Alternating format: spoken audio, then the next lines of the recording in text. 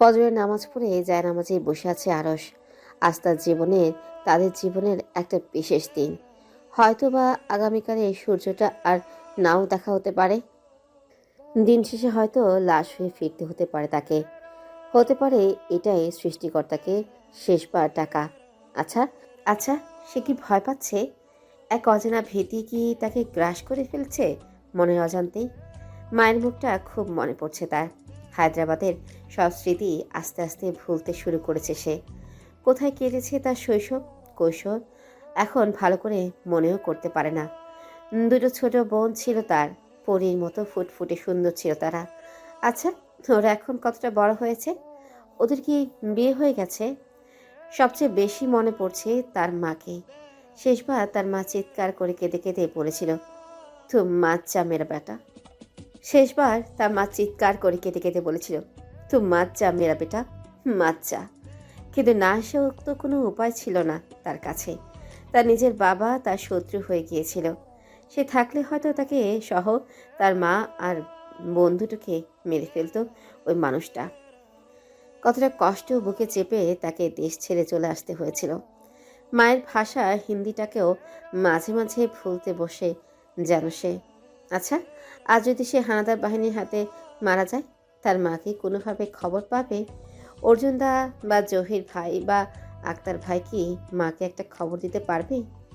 যৌবনের শুরুতেই জীবনের প্রথম এবং শেষ প্রেম হিসেবে তার জীবনে এসেছিল কুমুদ, তার হৃদমহলে প্রেয়সী, তার রাজকন্যা কুমুদপতি, যার চোখের মায়া কাটানোর ক্ষমতা তার মতো অধমকে সৃষ্টিকর্তা দেয়নি তাকে।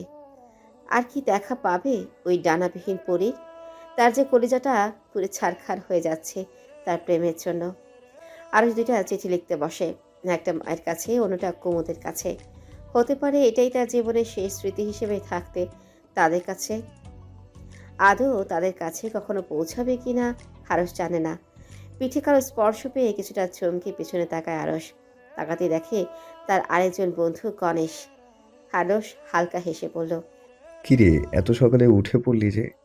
আমাদের বেরোনো তো এখনো কিছুটা দেরি আছে। গণেশ বিষণ্ণ মুখে আরসের পাশে এসে বসে। তার মুখ থমথম করছে।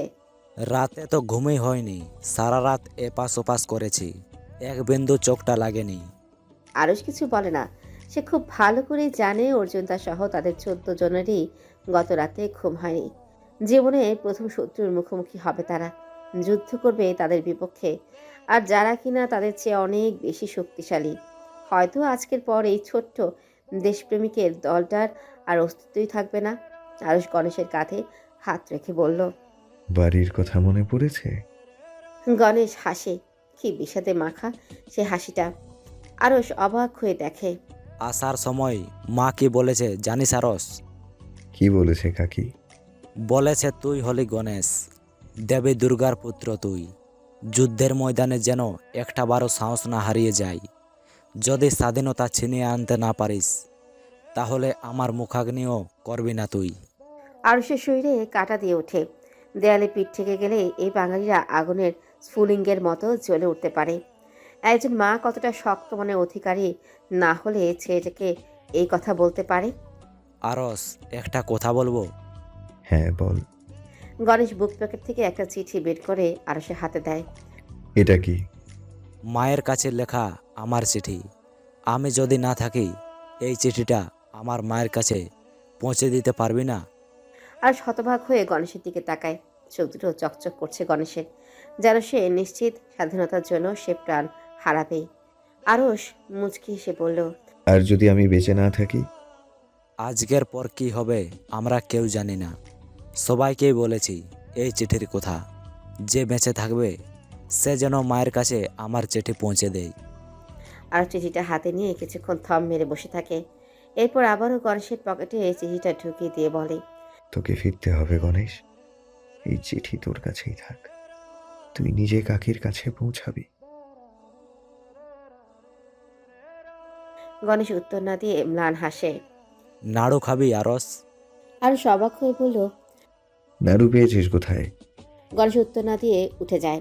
ফিরে আসে কাগজে মোড়ানো 6-7টা নাড়ু নিয়ে। নারকেলের নাড়ু। নে খা, মা আসার সময় দিয়েছিল। আমি নাড়ু খেতে খুব ভালোবাসি তো। শেষ কথাটা বলার সময় গণেশের গলা কেঁপে ওঠে। তার ভেজা গলার শীতলতা টের পায় আরস। মাকে দেখতে ইচ্ছে করছে। এক মাকে বাঁচানোর জন্য আরেক মাকে যে ভুলতেই হয় বন্ধু। আরস চমকে ওঠে গণেশের কথা শুনে। ছোট্ট একটা কথা, অথচ কি ভার কথাটার। কতটা দেশপ্রেম না থাকলে এমন কথা বলা যায়। গণেশ এগিয়ে যায়, জানালার পাশে দাঁড়ায়। সদ্য ভোরের সূর্যটা কি মিষ্টি দ্যুতি ছড়াচ্ছে। মেয়েটার নাম বেলা, বেলা সেন। ঠিক যেন লক্ষ্মী ঠাকুরের মতো মুখটা। আমাকে পাগলের মতো ভালোবাসে। সামনের মাসেই আমাদের বিয়ে হওয়ার কথা ছিল। লাজুক বেলা, লজ্জায় সামনেই আসতো না আমার।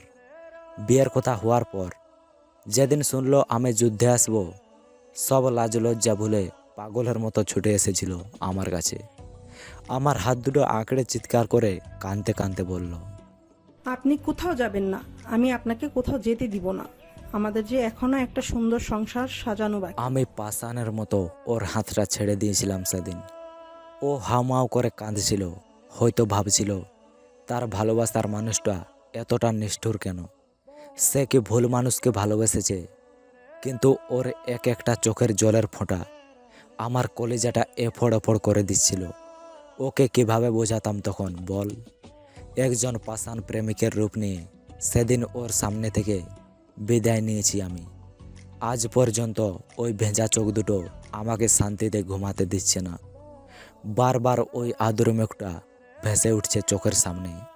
আরস গণেশের কাছে যেয়ে দাঁড়ায়। কে বলেছে পুরুষ মানুষ কাঁদতে পারে না? গণেশের দুই গাল বেয়ে প্লাবন ছুটেছে। বেলার জন্য কোনো চিঠি লিখিসনি? না, লেখেনি। আমি চাই না আমার অবর্তমানে আমার স্মৃতি ওকে কুঁড়ে কুঁড়ে খাক। হয়তো একদিন সব ভুলে যাবে ও। আমাদের কাটানো সেই সোনালি দিনগুলো ওর স্মৃতির পাতা থেকে মুছে যাবে। ওর একটা ছোট্ট সংসার হবে। ওর ফুটফুটে বাচ্চাগুলো ওর আঙিনায় খেলবে। ঠিক যেমন সংসারের স্বপ্ন আমার সাথে দেখেছিল, তেমন একটা সংসার হবে ওর। কিন্তু সেদিন আমার লেখা চিঠি ওকে স্বস্তিতে থাকতে দেবে না। ও ভুলতে চাইলেও ভুলতে দেবে না। ওই এক টুকরো কাগজ, ওই চিঠিটা ছিঁড়ে ফেলতেও পারবে না, আবার রাখতেও পারবে না। যাকে এত ভালোবাসি তার কষ্ট যে মরে যেও সহ্য করতে পারবো না রে আমি। স্তব্ধ হয়ে গণেশের দিকে তাকিয়ে থাকে আরস। এভাবে তো কখনো ভেবে দেখেনি সে। সে নিজেও তো কুমুদকে চিঠি লিখতে চেয়েছিল। আরস পরিবেশ স্বাভাবিক করার জন্য হালকা হেসে বলল, খারাপ চিন্তাই কেন করছিস তুই? তুই তো আবার ফিরেও যেতে পারিস বেলার কাছে। তোদের ছোট্ট স্বপ্নের সংসার হবে। ফুটফুটে বাচ্চাগুলো সারা উঠোন জুড়ে খেলবে। গণেশ উত্তর দেয় না আরসের কথার। কেমন একটা রহস্যময় হাসি দিয়ে সেখান থেকে চলে যায়। হতভম্ব আরস এক দৃষ্টিতে তাকিয়ে থাকে তার দিকে। বিছানার কাটা কবুতরের মতো যন্ত্রণা ছটফট করছে কুমুদ। ভোরবেলা থেকেই তার হঠাৎ পেটে অসহ্য যন্ত্রণা শুরু হয়েছে। ব্যথায় ফর্সা মুখ নীল হয়ে যাচ্ছে তার। হুড়মুড় করে ডাক্তার নিয়ে ঘরে ঢুকে সারোয়ার। ডাক্তারকে দেখে উঠে দাঁড়ায় আনোয়ার মোড়ল। এতক্ষণ মেয়ের শিওরেই বসেছিল সে। ডাক্তার সাহেব, এতক্ষণে আসার সময় হলো আপনার। আমার মেয়েটা মরে যাচ্ছে ডাক্তার, কিছু করুন। আরশি বেগম আর অঞ্জনা মাথায় কাপড় দিয়ে এক কোনায় দাঁড়ায়। আরশি বেগম মুখে আঁচল চাপা দিয়ে ফোপাচ্ছে। অঞ্জনা তাকে শক্ত করে চেপে ধরে আছে। পাশেই পাংশুমুখে দাঁড়িয়ে আছে কুন্দন। মুখ কালো করে পরীক্ষা করছে ডাক্তার। ওদিকে কুমুদ বালিশ চেপে কাতরাচ্ছে। আনোয়ার মোড়ল পায়চারি করছে কুমুদের মাথার কাছে। সারোয়ার এগিয়ে যেয়ে বাবার হাত ধরে। বাবা শান্ত হও তুমি। আজ তোমার দুই মেয়ের বিয়ে একসাথে। তুমি যদি এইভাবে অস্থির হয়ে যাও, এরপর তো তুমি অসুস্থ হয়ে যাবে। আনোয়ার মোড়ল হতবাক হয়ে ছেলের দিকে তাকায়, কিছু বলে না মুখে। ডাক্তার সাহেব কি বুঝলেন? আমার বোনের কি হয়েছে? খারাপ কিছু হয়নি বলুন। ডাক্তার উঠে দাঁড়ায়, সারোয়ারের দিকে তাকিয়ে বলল, খারাপ কিছু হয়েছে কি হয়নি এখনই বলাই মুশকিল। আমি ব্যথা আর ঘুমের ওষুধ একসাথে দিয়েছি। ঘুম ভাঙার পরেও যদি ব্যথা না কমে তাহলে আরও পরীক্ষা নিরীক্ষার দরকার হতে পারে। হয়তো হাসপাতালে ভর্তি করার প্রয়োজনও পড়তে পারে। আনোয়ার মোড়ল ডাক্তারের হাত চেপে ধরে ছুটে এসে তার চোখ মুখ লাল হয়ে আছে। ডাক্তার, আমার মেয়েটা বাঁচবে তো? আমার পুষ্পের মতো কোমল মেয়েটা ডাক্তার। ওর কিছু হয়ে গেলে আমি শেষ হয়ে যাব। আপনি শান্ত হন মোরাল সাহেব। আমি আশা করব ঘুম ভাঙার পরেই ওনার ব্যথা আর থাকবে না, একদম সুস্থ হয়ে যাবেন উনি। এতক্ষণ ও এই ঘরের এক পাশে চুপ করে দাঁড়িয়েছিল রেজওয়ান আর আজমল হোসেন। তাদের মুখ অন্ধকার। ডাক্তারের কথা শুনে তড়িৎ বেগে এগিয়ে আসে রেজওয়ান। আজ আমার সাথে কুমুদের বিয়ে, তা এখন ঘুমের ওষুধ দিলে বিয়েটা হবে কিভাবে? আগে বিয়েটা হয়ে যাক, এরপর আপনি যা ওষুধ দেওয়ার দিবেন। রাগে হতবিহ্বল হয়েছে আনোয়ার মোড়ল। মেয়েটা যন্ত্রণায় ছটফট করছে, মুখের উপর নীল শিরা ভেসে উঠেছে। আর ও বলছে কিনা বিয়ের পর ওষুধ দিতে, এত সাহস ওর! এ কি বলছেন আপনি? রোগীর অবস্থা নিজের চোখেই দেখতে পারছেন, এখন ওষুধ না দিলে রোগী তো বাঁচবে কিভাবে? দেখুন ডাক্তার, বিষয়টা বোঝার চেষ্টা করুন। আগে বিয়েটা হয়ে যাক, বেশিক্ষণ সময় লাগবে না। চাচা যান, ভাইজান, আপনারা এক্ষুনি কাজে ডাকার ব্যবস্থা করুন। বিয়েটা হয়ে যাক, এরপর ডাক্তার ওষুধ দেখ। সারোয়ার মিনমিন করে বলল, হ্যাঁ আসলেই আমিও তাই ভাবছি, কাজী সাহেব ডেকে আনলেই হতো। আজমল হোসেন এগিয়ে সারোয়ারের কাছে এসে বলল। তাহলে দাঁড়িয়ে দেখছো কি বাবা? যাও তাড়াতাড়ি কাজে ডেকে নিয়ে এসো। সারোয়ার ভয়ে ভয়ে বাবার দিকে তাকায়। আনোয়ার মোড়লের ডাল হাত কাঁপছে।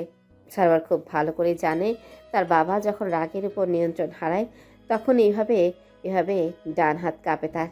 সারোয়ার বাবার ভিতরে উত্তাপ টের পায়। আহা, বাবার দিকে তাকিয়ে দেখছো কি তুমি? আনোয়ার, কিছুই বলবো না। আমি আমার বন্ধুকে চিনি তো বাবা, শুভ কাজে দেরি না করাই ভালো। সারোয়ার কিছুক্ষণ ইতস্তত করে দরজার দিকে পা বাড়াতে আনোয়ার মোড়ল বজ্র কণ্ঠে চিৎকার করে উঠে বলল, ওখানেই দাঁড়িয়ে যাও সার্ভার, আর এক পাও এগোবে না তুমি। সারোয়ার থেমে যায়। সে যতই সচতুর আর মোড়ল বাড়ির একমাত্র উত্তরাধিকার হোক না কেন, এখন এই বাড়ির প্রতিটা মানুষ তারা বাবার কথায় উঠে বসে। শুধু বাড়ি নয়, এই গ্রামের সব মানুষ এখনও আনোয়ার মোড়লকে ভয় পায়। সারোয়ার নিজেও ব্যতিক্রম নয়।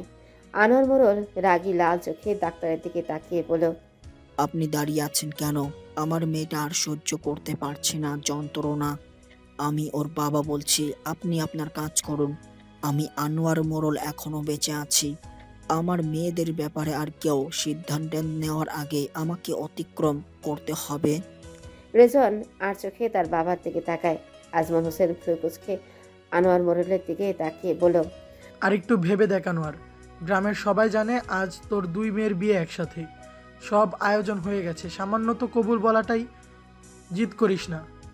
আনোয়ার মোড়ল আজমল হোসেনের দিকে না তাকিয়ে বলল, আমার মেয়ের সুস্থতার কাছে এই পৃথিবীর নশ্বর। এই অবস্থায় আমার মেয়ে কবুল বলবে না। ও যেদিন সুস্থ হবে সেদিনই ওর বিয়ে হবে। এ নিয়ে আর একটা কথা আমি শুনবো না। রেজন কিছু বলতে গেলে আজমল হোসেন তার হাত চেপে ধরে তাকে থামায়। এখন উত্তেজিত হওয়া যাবে না। সামান্য কারণেই রাজকন্যা আর রাজত্ব দুটোই হারাতে হতে পারে। আনোয়ার মোড়ল যতই যাই হোক, তার মেয়েদের জন্য সে অন্য মানুষ, একজন বটবৃক্ষের মতো বাবা। ডাক্তার তার চিকিৎসা শুরু করে। কোমর যন্ত্রণা সহ্য করতে না পেরে গঙ্গাচ্ছে। আনোয়ার মোড়ল মেয়ের মাথা চেপে ধরে বুকের সাথে। আমি আছি মা, আমি আছি তোর পাশে। তোর বাবা যতদিন বেঁচে আছে তোর কোনো কষ্ট সে সহ্য করবে না। বৌমা, যাও তো আমার জায়নামাজটা এনে দাও। আমার মেয়ে যতক্ষণ সুস্থ না হবে আমি জায়নামাজ ছেড়ে উঠবো না। যা কিছুর বিনিময় হলেও আমি আল্লাহর কাছে আজ আমার মেয়ের সুস্থতা চাইবো। আনোয়ার মোড়ল কথা শেষ করে বাকিদের দিকে তাকায়। থমথমে মুখে দাঁড়িয়ে আছে রেজওয়ান আর আজমল হোসেন। সারোয়ার অপরাধী মুখে চুপ করে আছে। কুমুদের বিয়ে না হলেও কুন্দনের বিয়ে হবে আজ। একটু পরেই হয়তো বরপক্ষ চলে আসবে। সারোয়ার ব্যস্ত পায়ে বাইরে চলে যায়। খুব সন্তর্পণে অর্জুনের নেতৃত্বে ওদের দলটা এগিয়ে যাচ্ছে সামনের দিকে। তাদের কাছে খবর এসেছে পার্শ্ববর্তী গ্রামে ঢুকেছে পাক হানাদার বাহিনী। সেখান থেকে মেয়েদের উঠিয়ে নেওয়া হবে, সেই সাথে গবাদি পশু নেওয়া হবে প্রচুর। অনেক ক্ষয়ক্ষতি করা হবে গ্রামবাসীর। ওদের পরিকল্পনা ওরা এখনই আক্রমণ করবে না, তার কারণ শত্রুদের তুলনায় ওরা সংখ্যায় নগণ্য। ওদের সাথে অস্ত্রশস্ত্র বেশি নেই, তাই যা করার বুদ্ধি খাটিয়ে করতে হবে। শত্রুরা তাদের শিকার নিয়ে নৌকায় ঘরে ক্যাম্পে ফিরবে। মাঝির সাথে ওদের কথা হয়েছে, উত্তরে ঝোপের পাশে আসতেই মাঝি নৌকার গতি কমিয়ে দেবে। হালকা দোলাতে শুরু করবে নৌকা, এরপর ইশারা করবে ঝোপের দিকে। ওরা তৈরিই থাকবে ততক্ষণে। ইশারা পাওয়ার সাথে সাথেই আক্রমণ শুরু করবে। সৈন্যগুলো সাঁতার জানে না, খরস্রোতা নদীতে ঠাঁই করতে পারবে না। আজীবন গ্রামে বড় হওয়া মেয়েগুলো অনায়াসে সাঁতার কাটতে পারে। এই নদীতেই তারা সাঁতরে দাপিয়ে বেড়ায় রোজ। আক্রমণ এমনভাবে করতে হবে যেন মেয়েগুলোর কোনো ক্ষতি না হয়। মেয়েরা নদীতে ঝাঁপিয়ে পড়লেই ওরা ওদের আসল অপারেশন শুরু করবে। একটা শত্রু যেন জীবন নিয়ে না ফিরতে পারে, এই প্রতিজ্ঞাবদ্ধ ওরা। সবাই যে যার পজিশন নিয়ে নে, জলদি। অর্জুনের কথায় বাকি 13 জন নিজেদের জায়গায় চলে যায়। অর্জুন কিছুটা সামনে থাকে। ইশারা বোঝার সাথে সাথেই বাকিদের ডাকবে সে। 1 সেকেন্ডও দেরি করা যাবে না। ওরা সামান্যতম সতর্ক হয়ে গেলেই কেউ আর বেঁচে ফিরতে পারবে না। আরও চোখ বন্ধ করে শেষবারের মতো তার প্রেয়সীর মুখটা মনে করার চেষ্টা করে। আর মনে হচ্ছে কেউ বুঝি তার কলিজাটা টুকরো টুকরো করে কেটে ফেলছে ধারালো ছুরি দিয়ে। এমন লাগছে কেন তার? কুমুদ ভালো আছে তো? ওর কোনো বিপদ হয়নি তো? এমন লাগছে কেন তার কুমুদের জন্য? ওরা কতক্ষণ এভাবে চুপ করেছিল ওরা জানে না। সময়টা যেন থমকে গেছে। নির্জন জংলায় চোদরা তাজা প্রাণের বুকের ঠিপ ঠিপ আর আর নিঃশ্বাসের শব্দ ছাড়া আর কোনো শব্দ নেই। বেশ কিছুক্ষণ পর ওরা কোনো এক আর্তনাদের শব্দ শুনে থমকে যায়। অর্জুন হাতের ইশারায় ওদের শান্ত থাকতে বলে। মাঝের ইশারা ছাড়া কোনো পদক্ষেপ নেওয়া যাবে না। অর্জুন কান খাড়া করে শব্দটা উৎসের দিকে। আস্তে আস্তে শব্দটা দৃঢ় হয়। অনেকগুলো মেয়ে একসাথে চিৎকার করে কাঁদছে। সেই সাথে গরু ছাগলের ডাক। সবকিছু মিলিয়ে নারকীয় পরিবেশ যেন। অর্জুন চোখের ইশারায় সবাইকে তৈরি হতে বলে। ওরা 13 জন শক্ত করে নিজেদের মনকে তৈরি করে নেয়। হঠাৎ জংলার পাশে আসতেই মাঝি নৌকাটার গতি হঠাৎ কমিয়ে দেয় আর হালকা দোলানো শুরু করে। ক্যাপ্টেন ভ্রুকোচকে মাঝির দিকে তাকিয়ে বলল, ये क्या करते हो तुम? दिमाग খারাপ হয়ে जाएगा क्या? এসব কি করছো তুমি? মাথা খারাপ হয়ে গেছে তোমার? মাঝি একগাল হেসে বলল, হুজুর মাফ করবেন, নৌকাটা হঠাৎ দুলেছে। किस्ती को ठीक से चलाना माला, अगर नहीं तो आपको খবর है। নৌকা ঠিক মতো চালাও মাঝি, না হলে তোমার খবর আছে। মাঝি হেসে বলল, জি হুজুর, অবশ্যই। জংলার একদম কাছে এসে ইতিউতি খোঁজে মাঝি। হঠাৎ অর্জুনের সবুজ শার্ট দেখে ফেলে সে। মাঝি হঠাৎ কেউ কিছু বোঝার আগে জয় বাংলা বলে নদীতে ঝাঁপ দেয়। এটাই ছিল ওর ইশারা। হতবিহ্বল হয়ে যায় ক্যাপ্টেন সহ সব সৈন্যরা। মাঝিকে মারার জন্য বন্দুক ওঠায় তারা। কিন্তু কোথায় কে? চোখের নিমিষেই ডুব সাঁতার দিয়ে কোথাও উধাও হয়ে গেল মাঝিটা। ওরা টেরও পেল না। ওদের কিছু ভাবার অবস্থাও নেই। বেহাল দশা সবার। নৌকা ডুবি ডুবি অবস্থা। ওরা কেউ সাঁতার পারে না। হঠাৎ গুলিবর্ষণ শুরু হয় জংলা থেকে। ওরা কিছু বোঝার আগেই 4 জন সৈন্য ঝপাঝপ করে পানিতে পড়ে যায় গুলি খেয়ে। মেয়েগুলো হয়তো কিছু বুঝতে পারে। সৈন্যগুলিকে ধাক্কা দিয়ে একের পর এক নদীতে ঝাঁপ দিতে থাকে তারা। ক্যাপ্টেন চিৎকার করে বলল, মুক্তি ইদার হায়, ফায়ার ফায়ার। ততক্ষণে আরো 2 জন সৈন্য পানিতে পড়ে গেছে। আচমকা দূর থেকে এক সৈন্য ওদের দেখতে পায়। ক্যাপ্টেনের দিকে তাকিয়ে চিৎকার করে বলল, ক্যাপ্টেন, মুক্তি মুক্তি। সবাই এদিকে তাকায়। এক ঝাঁক তরুণ একের পর এক গুলি বর্ষণ করেই যাচ্ছে। ক্যাপ্টেন কোনো রকমে নিজেকে শক্ত করে দাঁড় করিয়ে অর্জুনের দিকে বন্দুক তাক করে। আরও হঠাৎ সেদিকে তাকে হতবিহ্বল হয়ে যায়। এক্ষুনি অর্জুন তাকে গুলি করবে। অর্জুনটা কেন সরে আসছে না? সে কি খেয়াল করেনি? আরও আর কিছু ভাবতেই পারে না। পাগলের মতো ছুটে যেয়ে অর্জুনকে জাপটে ধরে সরিয়ে নেয় এক পাশে। আর সাথে সাথেই একটা গুলি কানের পাশ থেকে বেরিয়ে যায়। পেছনের একটা গাছে যেয়ে লাগে। অর্জুন ঘটনার আকস্মিকতায় হতভম্ব হয়ে যায়। আরশ, এখন কথা বলার সময় নয় অর্জুনদা। ওরা জেনে গেছে আমরা এদিকে। ওরা গুলি শুরু করেছে। বেঁচে থাকলে আবার দেখা হবে আরশ। 2 জন চোখ মুখ শক্ত করে আবারও ছুটে যায়। প্রায় ধরাশায়ী হয়ে উঠেছে পাক হানাদার বাহিনী। ওরা এখন জীবন নিয়ে পালাতে পারলেই বাঁচে। আর হঠাৎ লক্ষ্য করলো গণেশ বেশ সামনে এগিয়ে গেছে। কিন্তু ওটা তো ওর পজিশন না। কোনো বিপদ হতে পারে যে কোনো সময়। আরশ নিজের জায়গা থেকে হালকা চিৎকার করে গণেশকে ডাকে। কি করছিস গণেশ? সরে যা ওখান থেকে। পাগল হয়ে গিয়েছিস নাকি তুই? আরশের চিৎকারে সবাই তাকায় সেদিকে। আসলেই তো, গণেশ এমন করছে কেন? তার চোখ মুখ রাগে লাল হয়ে আছে। তার হাতে একটা টাইম বোম। সে দৃঢ় পায়ে এগিয়ে যাচ্ছে সামনের দিকে। অর্জুন চিৎকার করে বলল, বাকিটা আমি দেখছি গণেশ, সরে আয় তুই। খুবই ঝুঁকিপূর্ণ জায়গাটা, ওখান থেকে স্পষ্ট দেখা যাচ্ছে তোকে। গণেশ যেন কোনো কথাই শুনতে পাচ্ছে না। হঠাৎ এক সৈন্যের নজর পড়ে গণেশের দিকে। সে আস্তে আস্তে সবার নজর এড়িয়ে রাইফেল তাক করে তার দিকে। চমকে যায় দলের সবাই। আরশ নিজেকে সামলাতে না পেরে ছুটে যায় গণেশের দিকে। হঠাৎ একটা বিকট আওয়াজ শোনা যায়। গণেশের শরীরটা লুটিয়ে পড়ে মাটিতে। আরশের হাতেও কিছুটা আঘাত লাগে। সে নিজেও যন্ত্রণায় কুঁকড়ে যায়। মইন কোনো দিকে না তাকিয়ে গণেশের হাত থেকে টাইম বোমাটা নিয়ে ছুঁড়ে ফেলে নৌকাটার উদ্দেশ্যে। বিশাল জোরে একটা শব্দ হয়। চোখের সামনে ক্যাপ্টেন সহ সৈন্যগুলো নৌকায় থাকা অবস্থায় দাউ দাউ করে আগুন জ্বলে ওঠে নৌকায়। ওরা তড়িঘড়ি করে গণেশের কাছে এসে বসে। গণেশের জ্ঞান আছে এখনো। অর্জুন বাকিদের তাকিয়ে চিৎকার করে বলল, ওকে হাসপাতালে নিয়ে যেতে হবে, না হলে ও বাঁচবে না। তোরা ওকে উঠা। সবাই এগিয়ে আসতে গেলে গণেশ থামায়। তার মুখে এক চিলতে স্বর্গীয় হাসি। কোনো রকমে বিড়বিড় করে বলল, ওরা কি সবাই শেষ হয়েছে অর্জুনদা? অর্জুন কাঁদতে কাঁদতে বলল, সবাই শেষ হয়েছে। তোকে বারবার বললাম আসতে, সামনে যাস না। কেন শুনলি না আমাদের কথা? এত সাহসী কে হতে বলেছিল তোকে? আমি সামনে না গেলে যে দলের দিকে এগিয়ে আসতো ওরা। আমার একার প্রাণের জন্য সবাই কেন শেষ হয়ে যাবে অর্জুনদা? আমি আর বেশিক্ষণ নেই, আমাকে সবাই ক্ষমা করে দিস। আমার অসমাপ্ত কাগজটা তোরা শেষ করবি, আমাকে কথা দে। আর হাউমাউ করে কেঁদে বলল, তোর কিচ্ছু হবে না। তোর যে এখনো বেলার সাথে একটা সুন্দর স্বপ্নের সংসার সাজানো বাকি। তোকে হাসপাতালে নিয়ে যাব আমরা। গণেশ মুচকে এসে বলল, এ দেশকে তোদের কাছে রেখে গেলাম।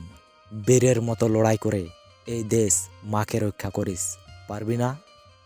ওরা কাপা গলায় বলল, পারবো। গণেশের মুখে আবারও এক চিলতে হাসি ফুটে ওঠে। হঠাৎ চোখটা বন্ধ হয়ে যায় তার। আরও শত বিহ্বল হয়ে অর্জুনের দিকে তাকায়।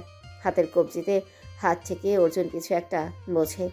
এরপর বাকিদের দিকে তাকিয়ে পড়ল, বাংলার মাটিতে আমাদের দলের প্রথম শহীদ গণেশ হাওলাদার। ওরা চিৎকার করে ছিটকে যায় দূরে। অবিশ্বাস্য চোখে তাকায় অর্জুনের দিকে। গণেশের রক্ত মাটিতে ছুঁয়ে পড়তে থাকে ওর বুক থেকে। সবুজ ঘাসের মধ্যে কালচে লাল রং এত স্বর্গীয় লাগছে কেন? মুখ অন্ধকার করে বসে আছে কুন্দন। তার বুকের ভেতরটা তোলপাড় হয়ে যাচ্ছে। দুমড়ে মুচড়ে যাচ্ছে তার সত্তা। কাজী সাহেব আবারও বললেন, কবুল বলুন মা জননী। কুন্দন চোখ বন্ধ করে ফেলে। তার চোখের সামনে এক টকবকে চুবুকের মুখ ভেসে উঠছে, যে হাসলে তার বাম গালে গাঢ় একটা টোল পড়ে। ঘন চাপদারির মধ্যেও স্পষ্ট বোঝা যায়। আচ্ছা, মানুষটা কি জানে তার বাম গালের এই সামান্য গর্তটুকু তার হাসিটাকে কতটা মায়াময় করে তোলে? পরক্ষণে চমকে উঠে সে। কিছুক্ষণের মধ্যেই সে অন্য এক পুরুষের স্ত্রী হতে যাচ্ছে। তার ভাবনায় অন্য পুরুষ আসা যে ঘোর অন্যায়। মাস্টারমশাই যে পরপুরুষ তার কাছে। কুন্দনকে চুপ করে থাকতে দেখে অঞ্জনা তার কানের কাছে ফিসফিস করে বলল, কুন্দন, সবাই অপেক্ষা করছে তো, কবুল বলছো না কেন? কুন্দন হালকা কেঁপে ওঠে। উপস্থিত সবাই ভাবছে কুন্দন তার বড় বোনের জন্য দুশ্চিন্তা করছে। সারোয়ার হালকা কাশি দিয়ে বলল, কুমুদকে ডাক্তার সাহেব ঘুমের ওষুধ দিয়েছে, ও ঘুমাচ্ছে। ঘুম থেকে ওঠার পরই হয়তো ব্যথাটা কমে যাবে। ঘুম থেকে ওঠার পরই হয়তো ব্যথাটা আর থাকবে না। তুই দুশ্চিন্তা করিস না। কুন্দন মাথা নিচু করে চারপাশে একবার চোখ বুলিয়ে নেয়। তার মনে হচ্ছিল এক্ষুনি বুঝি মাস্টারমশাই চলে আসবেন। তাকে শেষবারের মতো এক নজর দেখার জন্যই বুকটা ছটফট করে ওঠে তার। যতই হোক তার কিশোরী বেলার প্রথম প্রেম, এত সহজে কি ভোলা যায়? হঠাৎ কুন্দনে চোখ পড়ে কিছুটা দূরের বরের প্যান্ডেলের দিকে। প্রাচীর এক দৃষ্টিতে তার দিকেই তাকিয়ে আছে। কি সেই দৃষ্টি? একজন পুরুষের চোখে বুঝি এত মায়া থাকতে পারে? সে কি তবে কুন্দনকে ভালোবেসে ফেলেছে? এভাবে ভালোবাসা হয়? আচমকা কুন্দন কবুল বলে দেয়, পরপর 3 বার। সবার মুখে হাসি ফুটে ওঠে। কুন্দন নিজের দৃষ্টি নামিয়ে নেয়, না হলে হয়তো সে দেখতে পারত শ্যামবর্ণের একাহারা গরনের ছেলেটার মুখে এক চিলতে হাসি ফুটিয়ে তার দিকে তাকিয়ে আছে। বাবা, আনোয়ার মোড়ল ঘাড় ঘুরিয়ে দরজার দিকে তাকায়। সারোয়ার এসে দাঁড়িয়েছে সেখানে। আনোয়ার মোড়ল উত্তর দেয় না। বাবা, কুমুদের বিয়ে হয়ে গেছে, সবাই তোমাকে খুঁজছে। তোমাকে তো সবটা সামলাতে বললাম। আমার কুমুদের ঘুম না ভাঙা পর্যন্ত আমি জায়নামাজ থেকে উঠবো না। সারোয়ার গলা নিচু করে বলল, তা বললে কিভাবে হয় বাবা? নতুন আত্মীয় স্বজন, গ্রামের লোক কি বলবে? মেয়ে তো তোমার একটা না বাবা। আনোয়ার মোড়ল শান্ত দৃষ্টিতে সারোয়ারের দিকে তাকায়। সারোয়ার চুপ করে যায়। আজ বাবাকে কেমন অপরিচিত লাগছে তার। মনে হচ্ছে কোনো কারণে বাবা তার উপর ভীষণ রেগে আছে। কে কি বলল তা আমার কাছে গুরুত্বপূর্ণ না। আরশি বেগম পাশেই বসেছিল। সে কখনো তার স্বামী আর ছেলে কথা বললে সেখানে কথা বলে না, কিন্তু আজ কিছুটা সাহস করেই বলল, কারো কথা না ভাবলেও নিজের মেয়েটার কথা তো ভাববেন। মেয়েটা তো নিজ থেকে বিয়েটা করতে চায়নি, দেশের পরিস্থিতির জন্য আমরাই জোর করে তার বিয়েটা দিচ্ছি। বিয়ের মতো এমন গুরুত্বপূর্ণ একটা দিনে তার বাবা তার পাশে থাকবে না। তাছাড়া কুমুদ তো এখন ঘুমিয়ে আছে, আপনি এখানে বসে থাকলেও এখনই ওর ঘুম ভাঙবে না। আনোয়ার মোড়ল ঘোলাটে চোখে স্ত্রীর দিকে তাকায়। তার মনটা অস্থির হয়ে আছে, কিছুই ভালো লাগছে না তার। আরশি বেগম এগিয়ে এসে স্বামীর হাতের উপর হাত রাখে। 32 বছরের সংসার তার এই মানুষটার সাথে। সে জানে উপরে যতই হম্বিতম্বি করুক না কেন, ভেতরের মানুষটা একদম নরম কাদার মতো। তার সারা পৃথিবী একদিকে আর 3 ছেলে মেয়ে আরেকদিকে। তার 3 সন্তানকে সে নিজের চেয়েও বেশি ভালোবাসে। তুমি যাবে না আরশি? মেয়েটাকে একা রেখে যাব? সারোয়ার পাশ থেকে হঠাৎ বলল, মা তোমরা যাও, আমি আসছি কুমুদের পাশে। আনোয়ার মোড়ল কাপা কাপা পায়ে উঠে দাঁড়ায়। আরশি বেগম তার হাতটা চেপে ধরে। দুইজন আস্তে আস্তে বেরিয়ে যায় ঘর ছেড়ে। সন্ধ্যা মিলিয়েছে কিছু সময় আগেই।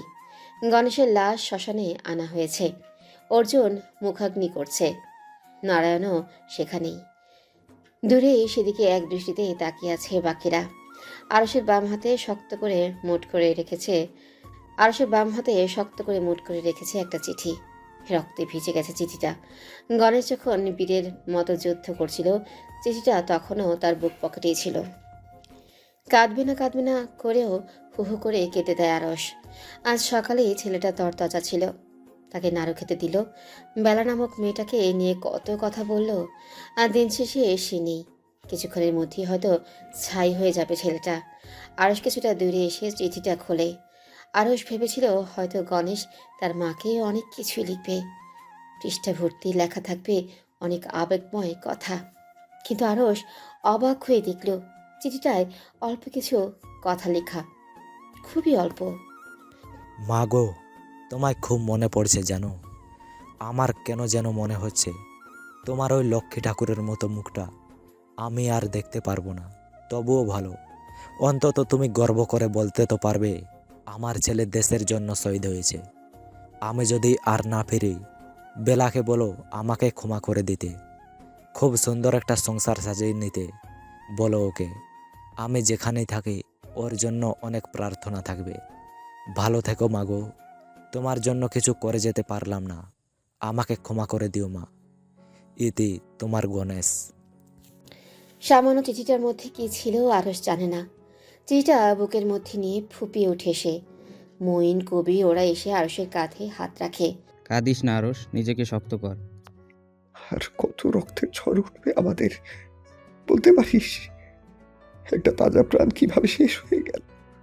আমাদের বন্ধু, আমাদের সহচারী, আমাদের মতোই স্বপ্ন দর্শক চলে গেল আমাদের ছেড়ে।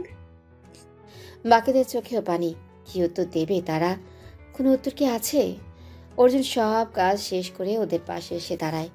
পকেট থেকে একটা সিগারেট বের করে ধরায়, ফুসফুস করে ধোয়া ছাড়ে শূন্যের দিকে তাকিয়ে।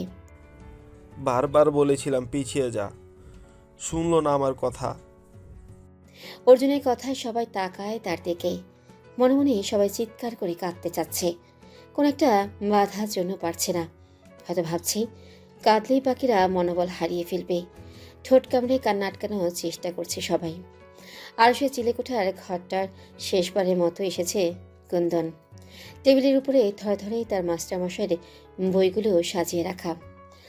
কুন্দন আলতো করে ছুঁয়ে দেয় বইগুলো।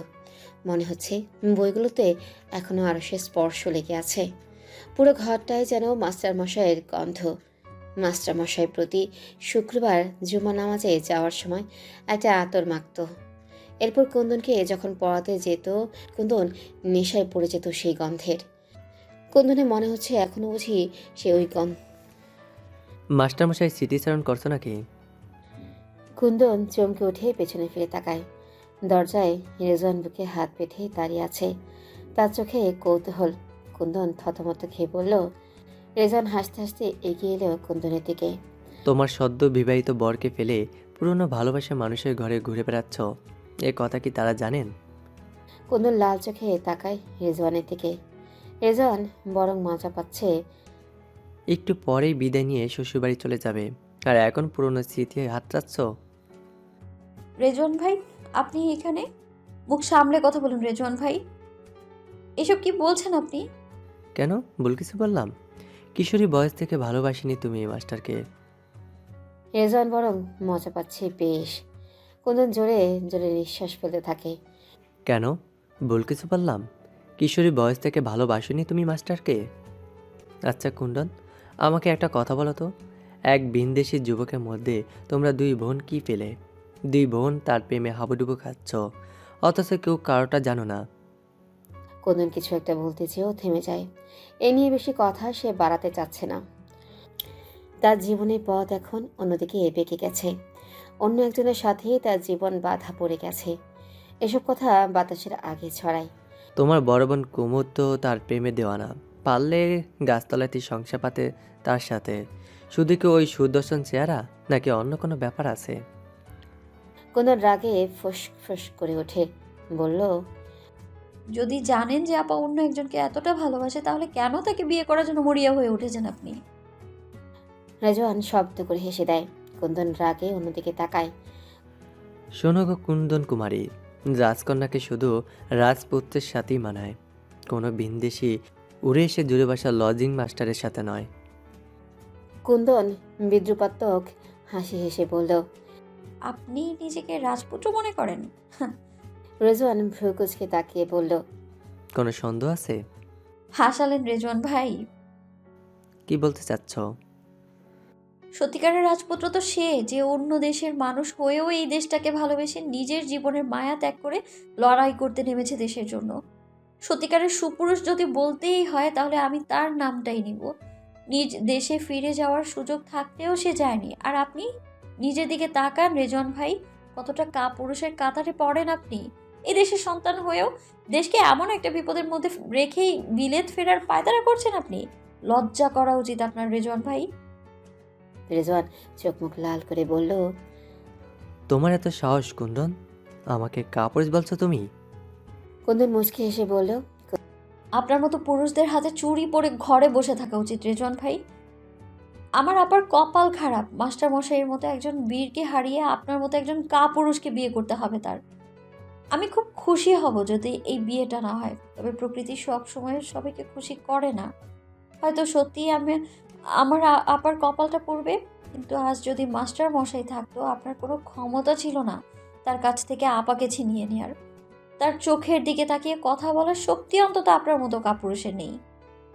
কুন্দন আর কথা বাড়ায় না, গটগট করে বেরিয়ে যায় ঘর থেকে। একটু পরেই তাকে শ্বশুরবাড়ির উদ্দেশ্যে রওনা দিতে হবে। রাগে থরথর করে কাঁপছে রেজওয়ান। এইটুকু একটা মেয়ে, তার এত সাহস, তার মুখের উপর এত বড় বড় কথা বলে গেল। মাস্টার কিনা এতটাই সুপুরুষ, আর সে কাপুরুষ। কি আছে ওই ভিনদেশি লোকটার মধ্যে? কোন জাদু বলে দুইজন রাজকন্যার মন জয় করে বসে আছে? রাগ সামলাতে না পেরে টেবিলের উপর থাকা বইগুলো একের পর এক ছুঁড়ে ফেলতে থাকে সে মাটিতে। পুরো ঘর এলোমেলো করে দেয়। ইচ্ছে করছে সবকিছু পুড়িয়ে দিতে এ ঘরের। সব অগোছলো করে খাটের উপরে বসে রেজওয়ান। শরীর জ্বলে যাচ্ছে তার রাগে। উঠোনে পা ছড়িয়ে শুয়ে আছে আরশ। তার পরনে ধূসর রঙা শার্টটা ঘামে ভিজে শরীরের সাথে লেপ্টে আছে। মনটা বিক্ষিপ্ত হয়ে আছে তার। বারবার তার কুমুদবতীর মুখটা চোখে ভাসছে। ছটফট করছে ওই কাজল কালো চোখ জোড়া দেখার জন্য। শোয়া থেকে উঠে বসে সে। কোনোভাবেই মনটা শান্ত করতে পারছে না সে। কেন এমন হচ্ছে তার? তাহলে কি কুমুদের কোনো বিপদ হলো? মাথার চুলগুলো চেপে বসে থাকে আরশ। একদিকে বন্ধু আর সহযোদ্ধাকে হারিয়ে ফেলার কষ্ট, অন্যদিকে প্রেয়সীকে একটা নজর দেখার জন্য শুকিয়ে আসা বক্ষ। দাঁতে দাঁত চেপে শূন্যের দিকে তাকিয়ে থাকে সে। কিরে, তুই বাইরে কেন এত রাতে? অর্জুন কখন এসে আরসের কাছে বসেছে সে টেরও পায়নি। অর্জুনদা, আপনি? ভালোবাসার কথা ভাবছিস? আরস উত্তর দেয় না, উদাস হয়ে অন্যদিকে তাকিয়ে থাকে। আমার কথা একবার ভাব। আমি যে আমার নীরুকে চিরকালের মতো হারিয়ে ফেলেছি। আমি চাইলেও আর আমার সোনা পাখিটাকে আর কোনো দিন ফিরে পাবো না। অর্জুনের গলা কেঁপে ওঠে। আরস অর্জুনের 2 হাত ধরে বলল, নিরুদিকে কিভাবে মেরে ফেললো ওরা? 25 তারিখ রাতে নীরু তার জমিদার বাড়িতে ছিল। 2 দিন আগে বাড়িতে গিয়েছিল। ওর জ্যাঠা চিত্তলাল বাবু স্থায়ী ও কলেজে প্রফেসর। হানাদার বাহিনী সে রাতে চিত্তলাল বাবুর বাড়িতে আক্রমণ করে। ওখানেই নীরুকে দেখতে পায় ওরা। প্রথমে জানোয়ারগুলো খুবলে খেয়েছে আমার সোনা পাখিটাকে। সহ্য করতে না পেরে আমার মাঝখানের মতো কোমল নীরুটা। অর্জুন কথা শেষ করতেই পারে না, 2 হাতে মুখ ঢেকে ফুপিয়ে ওঠে। আরো সান্ত্বনা দিতে যেও থেমে যায়। কি বলে সান্ত্বনা দেবে সে? এই হারানোর যে কোনো সান্ত্বনা হয় না। জানিস আকাশ, এক সন্ধ্যাবেলা নীরুকে একা পেয়েছিলাম পুকুর ঘাটে। সেদিন নেশাক্ত হয়ে পড়েছিলাম ওর ওই পবিত্র চাহনির। কি মনে করে খুব কাছে যাওয়ার চেষ্টা করেছিলাম। ওর ঠোঁট ডুবিয়ে দিতে চেয়েছিলাম ওর ঠোঁটে। ও ধাক্কা দিয়ে সরিয়ে দিয়েছিল আমাকে। বলেছিল বিয়ের পর হবে এসব। আমি মুখ গোমরা করে দাঁড়িয়েছিলাম। তখন নীরু লাজুক হেসে আমার কানের কাছে মুখ এনে বলেছিল, আমি অপেক্ষায় থাকবো অর্জুনদা। খুব তাড়াতাড়ি লাল বউ করে আমাকে বাড়ি নিয়ে চলো। আমি সেদিন ওকে কথা দিয়েছিলাম, যত তাড়াতাড়ি সম্ভব ওকে লাল টুকটুকে বেনারসি পরিয়ে ঘরে আনবো। চওড়া করে সিঁদুর পরবে সিথি ভরে, একদম কোনো লক্ষ্মী ঠাকুরের মতো লাগবে। কিন্তু সব শেষ হয়ে গেল রে। আরো সব। আরস কাঁপছে মাঝে মাঝেই। তবে কি সেও হারিয়ে ফেলবে কুমুদকে? কুমুদকে ছাড়া সে বাঁচবে কিভাবে? কুমুদ যে তার কলিজার একটা অংশ। আরসের মাথা ফাঁকা হয়ে আসে। 2 হাত মুষ্টিবদ্ধ করে ফেলে সে। একজন পুরুষের এত কষ্ট কেন? কুমুদের ঘুম ভেঙেছে কিছুক্ষণ আগে। এখনো চোখ মুখ ফুলে আছে তার। বাড়ির পরিবেশ থমথমে। কিছুক্ষণ আগেই কুন্দন বিদায় নিয়েছে। আরশি বেগম মুখে আঁচল চাপা দিয়ে একটু পরপর কেঁদে উঠছে। আনোয়ার মোড়ল মেয়ের মাথাটা কোলের উপর নিয়ে বসে আছে। বাকিরা সবাই উপস্থিত ঘরে। রেজন আর আজমল হোসেনও আছে এক কোনায়। সারোয়ার হালকা গলায় কুমুদের দিকে তাকিয়ে বলল, তোর ব্যথা এখন কেমন? ভালো লাগছে এখন? কুমুদ আস্তে করে মাথা নাড়ে, মুখে উত্তর দেয় না। আজমল কিছুটা ইতস্তত করে বলল, বলছিলাম যে আনোয়ার, কুমুদ মায়ের তো ঘুম ভেঙেছে, আর ওর মুখ দেখে মনে হচ্ছে ও এখন সুস্থ আছে, ব্যথাটাও নেই। তাহলে শুভ কাজটা আর ফেলে রেখে কি হবে? কাজীকে ডেকে না হয়। আনোয়ার মোড়ল হঠাৎ চোখ লাল করে আজমল হোসেনের দিকে তাকায়। আজমল হোসেন আচমকা আনোয়ার মোড়লের এমন রূপ দেখে স্তম্ভিত হয়ে যায়। রেজওয়ান তার হাত ধরে তাকে থামায়। আমার মেয়ের বিয়ে কবে হবে, কখন হবে, সেই সিদ্ধান্ত আমি নিব আজমল, তুই না। মনে রাখবি, ও এখনো তোর বাড়ির বউ হয়নি। ওর উপর তোদের এখনো কোনো অধিকার নেই। ও আমার মেয়ে, আমার সন্তান, আর আমি ভালো বুঝবো আমার সন্তানের জন্য কোনটা সঠিক। এখন তোরা এখান থেকে আসতে পারিস। আজমল হোসেনের মুখ হাঁ হয়ে গেল। আমাদের এখান থেকে চলে যেতে বলছিস আনোয়ার? হ্যাঁ বলছি, আমি আমার পরিবারের সাথে কিছু কথা বলতে চাই। এখানে বাইরের কেউ থাকুক আমি চাই না। রেজওয়ান অপমানে হতবাক হয়ে যায়। আজমল হোসেন জোরে জোরে নিঃশ্বাস ফেলতে থাকে। বাবা চলো। আজমল হোসেন আর কোনো কথা না বলে ছেলেকে ফেলেই গটাগট করে হেঁটে বেরিয়ে যায় ঘর থেকে। রেজওয়ানও একবার কুমুদের দিকে তাকিয়ে বেরিয়ে যায়। সারোয়ার মাথা নিচু করে দাঁড়িয়ে আছে। সে বুঝতে পারছে সকালের ঘটনায় বাবা তাকে এখন রাগ করবে। সে কেন আজমল হোসেন আর রেজওয়ানের কথা সায় দিয়ে কুমুদের বিয়ের কথা বলল আজই? আনোয়ার মোড়ল কিছু বলতে যাবে তার আগে হন্তদন্ত হয়ে ঘরে ঢুকে কামরুল। তার কপালে বিন্দু বিন্দু ঘাম, হাঁপাতে থাকে সে একভাবে। মোড়ল সাহেব, মোড়ল সাহেব। আনোয়ার ভ্রু কুচকে তাকায় তার দিকে। সারোয়ার এসে কামরুলের সামনে দাঁড়ায়। কি হয়েছে রে? এভাবে হাঁপাচ্ছিস কেন তুই? সর্বনাশ হয়ে গেছে ছোট মোড়ল। আনোয়ার মোড়ল এবার উঠে দাঁড়ায়। আরশি বেগম আর অঞ্জনা দুই পাশ থেকে কুমুদকে ধরে। কি হয়েছে কামরুল, পরিষ্কার করে বলো।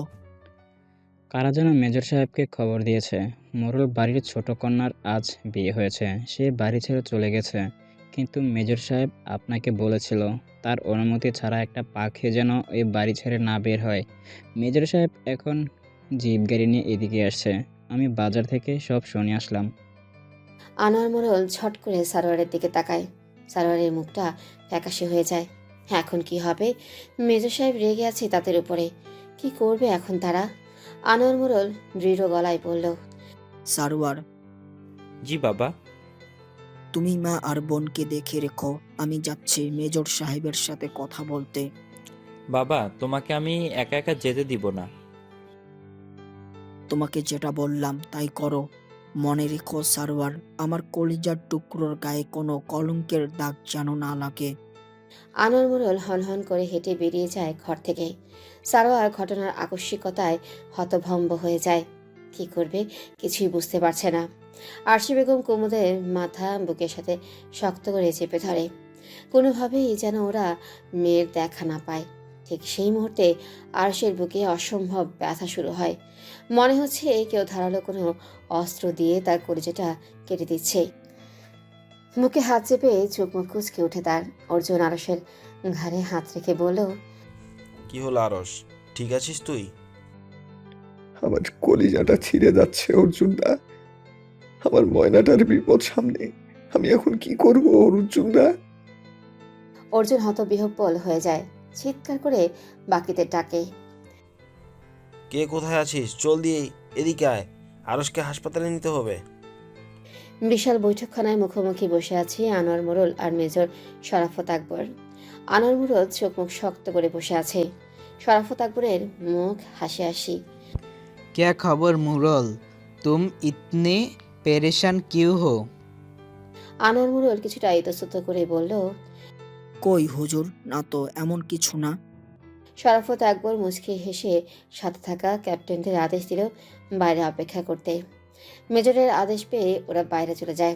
এখন ঘরে শুধু আনোয়ার মোড়ল আর মেজর শরাফত আকবর। শরাফত আকবর কিছুটা ঝুঁকে আসে আনোয়ার মোড়লের দিকে। ফিসফিস করে বলল, सुना है तुमको लड़की की शादी हो गई यार, लेकिन तुम मुझे दावत नहीं दी। আনোয়ার মোড়ল কাপা কাপা গলায় বলল, আসলে হুজুর, সবকিছু এমন তাড়াতাড়ি করে হয়ে গেল, আপনাকে দাওয়াত দিতে পারিনি, আমি তার জন্য শর্মিন্দা। শরাফত আকবর মিটমিট করে হাসছে, যেন খুব মজা পাচ্ছে আনোয়ার মোড়লের কথা শুনতে। क्या मैंने तुमसे नहीं कहा था कि मेरे इज्जत को बगैर के ही इस घर से नहीं निकला? বলেছিলেন হুজুর, আমি অন্তত দুঃখিত, আপনার কথা আমি রাখতে পারিনি। আসলে সবকিছু এত দ্রুত ঠিক হয়ে গেল, আপনি আমাকে ক্ষমা করে দিন হুজুর। আনোয়ার মোড়ল মাথা নিচু করে বসে থাকে। শরাফত আকবর হালকা হেসে বলল, कोई बात नहीं, तुमको बड़ो बेटी को बुलाओ। আনোয়ার মোড়ল ছট করে চোখ তুলে শরাফত আকবরের দিকে তাকায়। শরাফত নির্লিপ্ত চোখে তাকিয়ে আছে। কি বললেন হুজুর? सुना नहीं मैंने क्या कहा, फिर से सुनो, तुमको बड़ो बेटी को बुलाओ। আনোয়ার মোড়ল হঠাৎ হাওমাও করে কেঁদে উঠে শরাফত আকবরের পায়ের কাছে বসে পড়ে। হুজুর, আমার মেয়েটা অসুস্থ, সারাদিন তার জ্ঞান ছিল না, অচেতনের মতো পড়েছিল বিছানায়। শরাফত আকবর পকেট থেকে একটা চুরুট বের করে ধরায়। চুরুটের তীব্র গন্ধ ছড়িয়ে পড়ে ঘরময়। मैं सब कुछ जानता हूँ, वो डॉक्टर अब मेरे जिम्मा है। वो कहाँ है लड़की को हुश आई? আনোয়ার মোড়ল হতভম্ব হয়ে বসে আছে। তার মাথা কাজ করছে না। বাড়িতে দুইটা দোনলা বন্দুক আছে, তাতে কি কোনো কাজ হবে আদৌ? ওরা শক্তিশালী, ওদের সাথে কি পারা যাবে? কিন্তু এখন তার মেয়ের জীবনের কাছে এগুলো তুচ্ছ। কি করবে এখন সে? तुम क्या सोचता हो मुरल, लड़की को बुलाओ वरना मैं अंदर जाऊंगा। আনোয়ার মোড়ল হঠাৎ দাঁড়িয়ে চিৎকার করে ওঠে। না হুজুর, আপনি এটা করতে পারেন না। ভেতরে আমার স্ত্রী, কন্যা, পুত্রবধূ সহ অতিথি আছে। আপনি ভেতরে যাবেন না। শরাফত আকবর শান্ত মুখে চুরুটের ধোঁয়া ছাড়ে।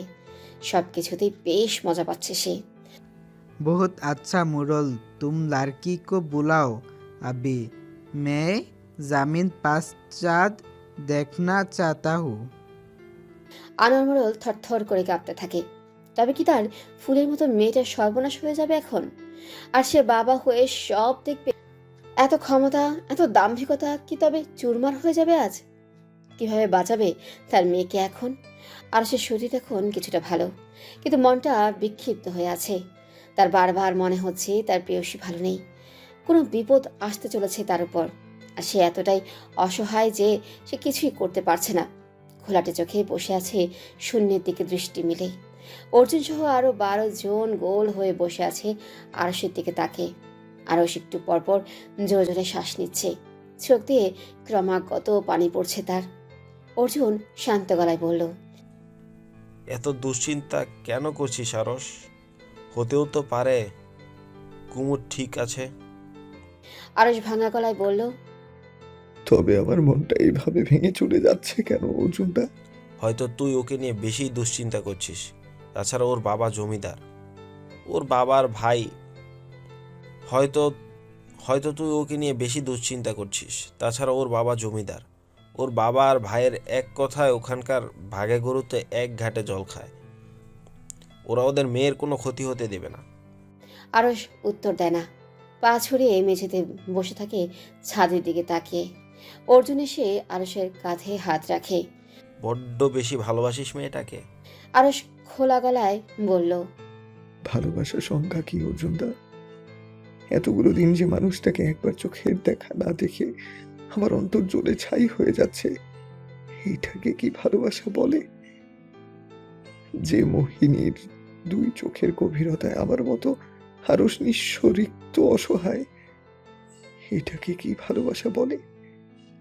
হৃদয়ের ধুধু মরুভূমিতে যার এক চিলতে হাসি বানের ডাক দেয়, যে প্রিয়ংবদার মুখ নিঃসৃত প্রতিটা পানি স্বর্গের সুরের মতো কাজে, এটাকে কি ভালোবাসা বলে?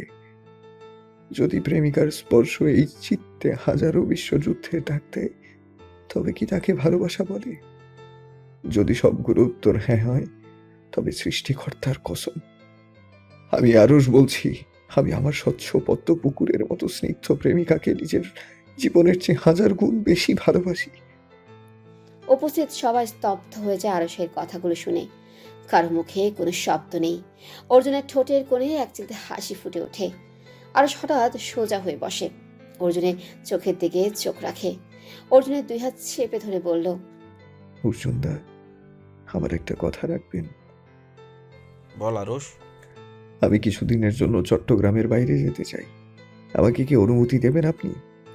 দয়া করে না বলবেন না। আঁতকে ওঠে অর্জুন। কি বলছিস তুই? দয়া করে এটা বলিস না। তুই তুই এখন গ্রামে যাবি? আরো শক্ত গলায় বলল, অর্জুনদা, আমি ঠিক সময় মতো চলে আসব।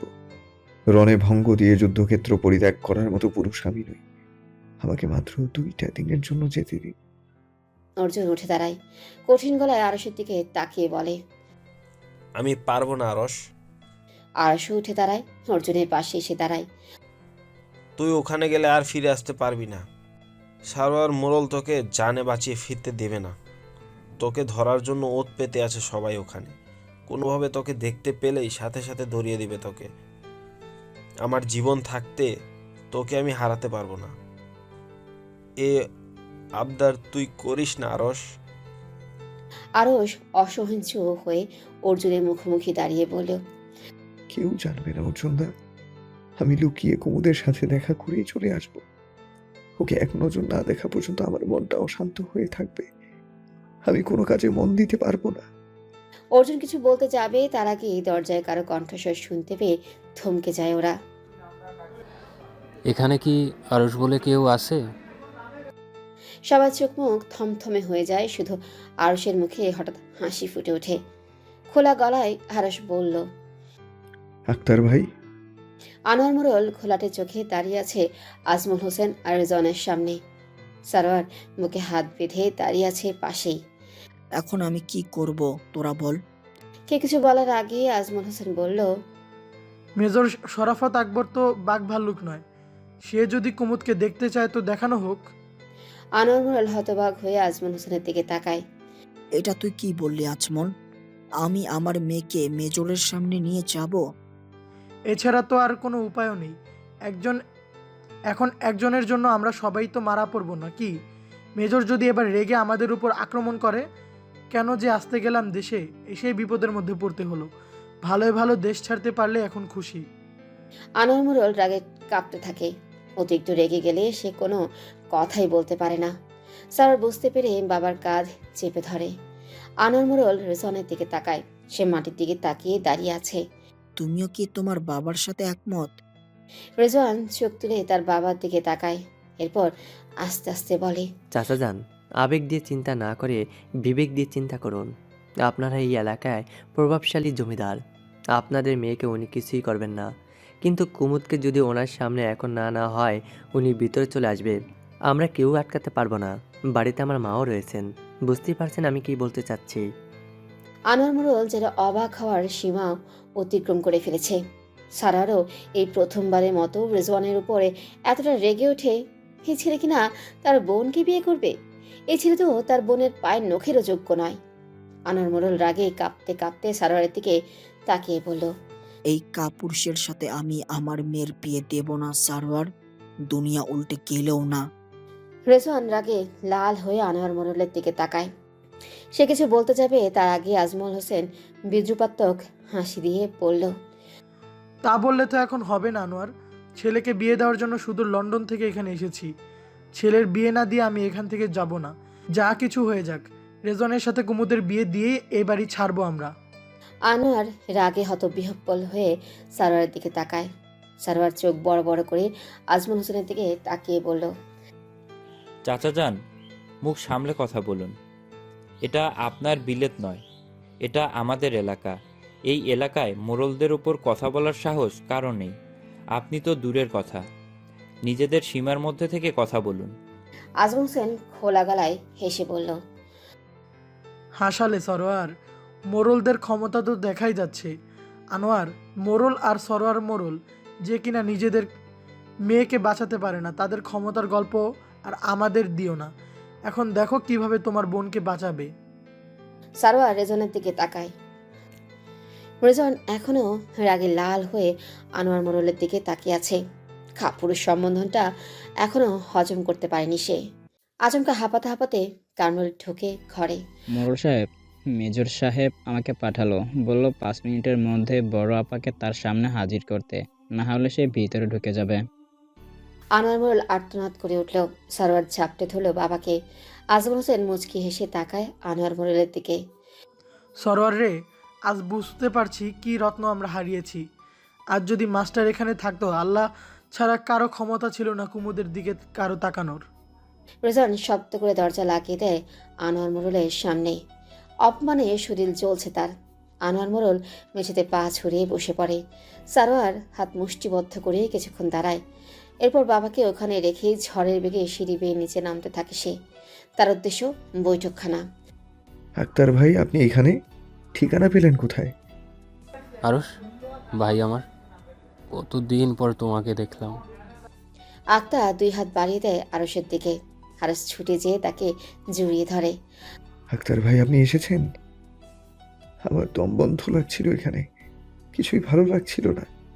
আক্তার চুপ করে থাকে, তার মুখ থমথম করছে। আরশ তাড়াহুড়ো করে আক্তারকে বসায় সামনে। বাকিরা গোল হয়ে তাদের ঘিরে দাঁড়িয়ে আছে। ওদিকের খবর বলুন আক্তার ভাই, আমার কুবুদ কেমন আছে? কি খবর এনেছেন আপনি? আক্তার ঘোলাটে চোখে আরশের দিকে তাকায়। কি হয়েছে আক্তার ভাই? আপনাকে এমন লাগছে কেন? সব ঠিক আছে তো? আরশের কণ্ঠ কেঁপে ওঠে। অজানা একটা ভয় গ্রাস করে ধরে ওকে। চুপ করে থাকবেন আক্তার ভাই, উত্তর দিন দয়া করে। সব ঠিক আছে তো? আক্তার আরো কিছুক্ষণ চুপ থেকে বাকিদের উপর চোখ বোলায়। এরপর মাথা নিচু করে বলে, কুমুদকে ভুলে যাও আরশ, ও আর তোমার নেই। সশব্দে চিৎকার করে ওঠে আরশ। তার চোখ মুখ ভয়ঙ্করভাবে লাল হয়ে ওঠে। ছুটে যেয়ে আরশ আক্তারের কলার চেপে ধরে। আক্তারের চোখে চোখ রেখে বলে, মজা করার সময় নয় এটা আক্তার ভাই, একদম মজা করবেন না। আরশ যেন হৃদয়ের জ্ঞান শূন্য হয়ে গেছে। কোনো দিকে কোনো হুঁশ নেই তার। অর্জুন সহ বাকিরা দৌড়ে যায় সেদিকে, আরশকে ছাড়ানোর চেষ্টা করে। এ কি করছিস আরস? ছাড় ওনাকে, আগে শোন সবটা। আক্তার ছলছল চোখে তাকায় আরশের দিকে। আরস, শান্ত হও ভাই আমার। আজ সকালেই কুমুদের সাথে ওর বাবার বন্ধুর ছেলে রেজওয়ানের বিয়ে হয়ে গেছে। এমনটাই বলছিল সারা গ্রামের লোক গতকাল। শুধু কুমুদ না, ওর ছোট বোন কুন্দনেরও একই দিনে বিয়ে ঠিক করেছে মোড়ল পরিবার। আমি গত রাতে এই খবর পেয়ে সাথে সাথে রওনা দিয়েছি চট্টগ্রামের উদ্দেশ্যে। আমি খবর পেয়েছিলাম তোমরা এখানে আসো, অনেক খুঁজে ঠিকানাটা আমি পেয়েছি। আরশ আক্তারকে ছেড়ে দেয়। সারা ঘরে পাগলের মতো গোল হয়ে ঘোরে সে। কাঁদতেও যেন ভুলে গেছে সে, শুধু দৌড়াচ্ছে আর বুক চাপড়াচ্ছে। শান্ত হ আরস, এ কি করছিস তুই? মরে যাবি তো এবার। কোনো কথাই কানে যাচ্ছে না আরশের। বদ্ধ উন্মাদ ছাড়া পেলে যেমন আচরণ করে সে তাই করছে। অর্জুন উপান্তর না পেয়ে আক্তারের দিকে তাকিয়ে বলল, ভাই, আপনাকে আমি চিনি না, কিন্তু আরস আপনাকে চিনে। আপনি যা বলছেন তা কি সত্যি? আক্তার কথা না বলে পকেট থেকে একটা কাগজ বের করে অর্জুনের হাতে দেয়। এটা কি? এটা আরসের কাছে লেখা ওর কুমুদবতীর শেষ চিঠি। এখানে সব লেখা আছে। চিঠিটা গতকাল দুপুরে ওদের বাড়ির কাজের লোক কামরুল আমাকে দিয়ে যায়। অর্জুন আরশের দিকে তাকায়। সে এখনো আর্তনাদ করেই যাচ্ছে। অর্জুন চিঠিটা এখনই আরশকে দেবে না ঠিক করে। কিছুটা দূরে যেয়ে চিঠিটা খোলে সে। বারবার ইতস্তত করছিল অর্জুন। অন্যের ব্যক্তিগত চিঠি এভাবে পড়া উচিত নয়, কিন্তু এখনের পরিস্থিতি তাকে বাধ্য করছে এটা করতে। অর্জুনের শির দ্বারা বেয়ে একটা শীতল স্রোত নেমে যায়। তার মানে এই লোকটা মিথ্যে বলছে না, সত্যি সত্যি তবে আরও চিরকালের মতো হারিয়ে ফেল তার কুমুদবতীকে। কাঁপা কাঁপা চোখে অর্জুন তাকায় আরশের দিকে। ছেলেটা কিভাবে সামলাবে এখন নিজেকে?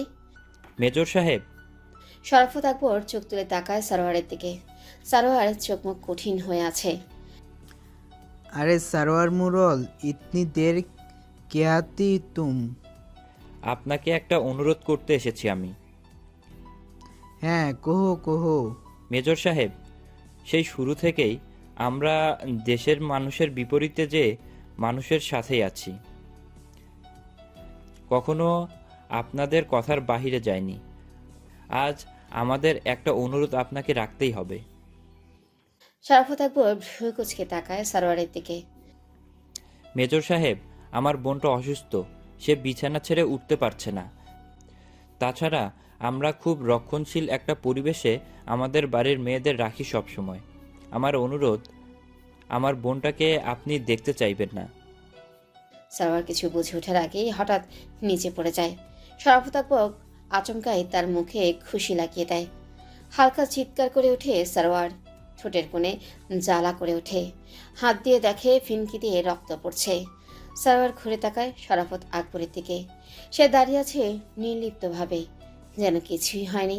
ছেলে চিৎকার শুনে পাগলের মতো ছুটে আসে আনোয়ার মোড়ল সেখানে।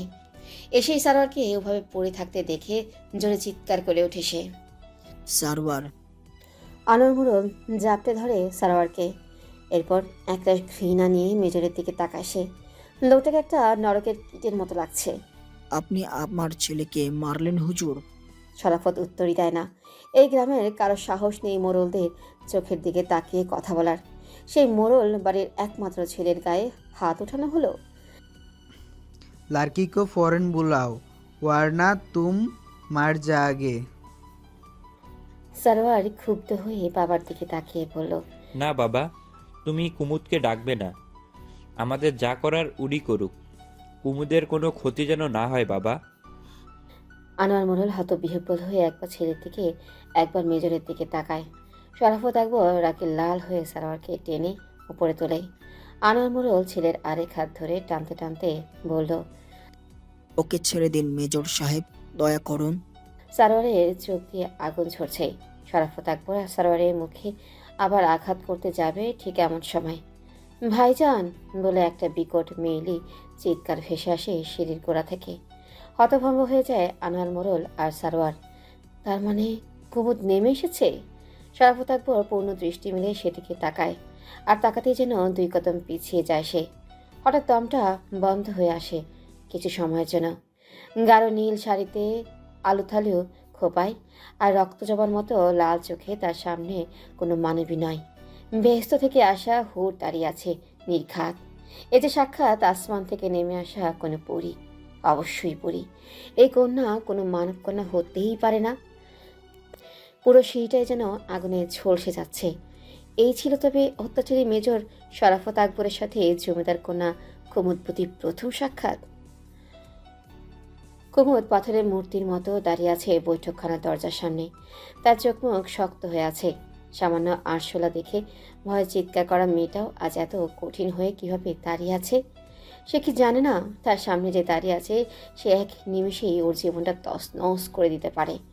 আনোয়ার মোড়ল সারোয়ারকে ফেলে ছুটে আসে কুমুদের কাছে। কুমুদের বাহু ধরে ঝাঁকাতে ঝাঁকাতে বলল,